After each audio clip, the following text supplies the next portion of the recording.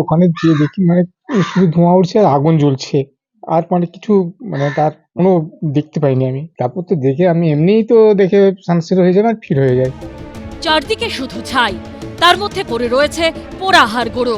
ভেতরে যে মানুষগুলো ছিল তাদের অনেকের বাড়ির লোকই এখনো স্বজনের খোঁজ পাননি। যে দেহাংশ উদ্ধার হয়েছে তা চেনার মতো অবস্থায় নেই।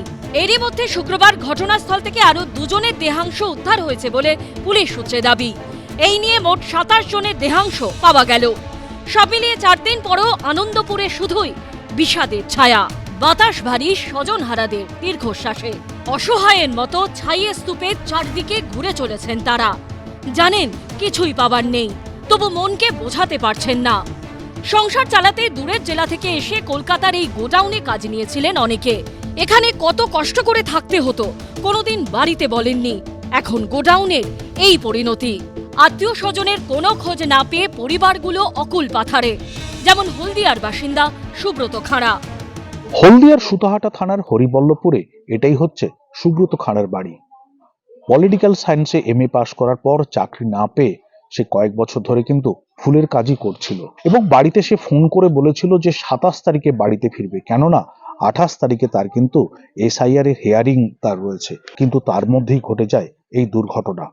আনন্দপুরের এই অগ্নিকাণ্ডে এখনো পর্যন্ত নিখোঁজ হয়ে রয়েছে সুব্রত। বাড়িতে প্রচুর অভাব, মানে আমি একাই বাড়িতে রোজগার, আর কেউ রোজগার ছিল না। ওকে চাকরি বাকরিও পায় না।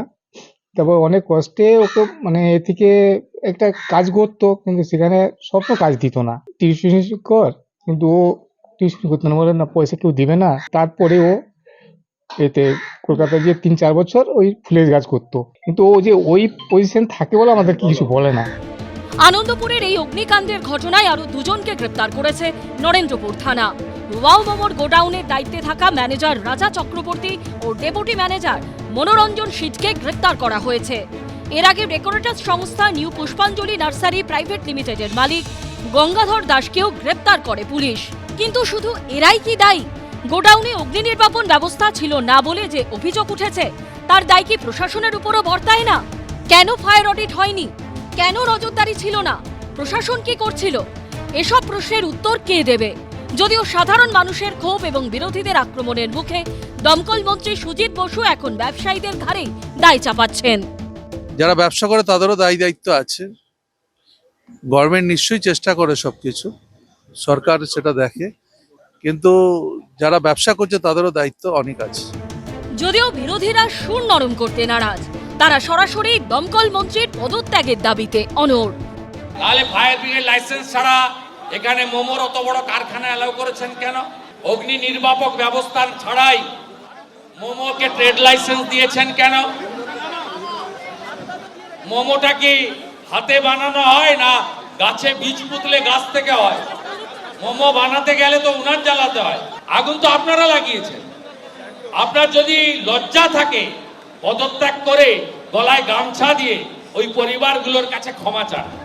স্বাস্থ্য ভবন সূত্রে খবর, শুক্রবার পর্যন্ত 25টি দেহাংশ কাঁচাপুকুর মর্গে পৌঁছেছে। প্রতিটি দেহাংশ থেকে বড় ছোট হাড়, দাঁত, টিস্যু, মাংসপেশি পাঠানো হয়েছে DNA প্রোফাইলিং এর জন্য। এছাড়াও দেহাংশের রক্তের গ্রুপ জানতে এবং কোনো রাসায়নিক বিষক্রিয়ার কারণে মৃত্যু হয়ে থাকলে সেটি কি ধরনের রাসায়নিক, কোনো তেল জাতীয় দাহ্য পদার্থের জন্য পুড়ে মৃত্যু হয়েছে কিনা, এই সমস্ত বিষয় জানতে ফরেনসিক ল্যাবরেটরিতে পাঠানো হয়েছে নমুনা। সন্দীপ সরকার ও বিজন চক্রবর্তীর রিপোর্ট, এবিপি আনন্দ। এবিপি আনন্দ, এগিয়ে থাকে, এগিয়ে রাখে।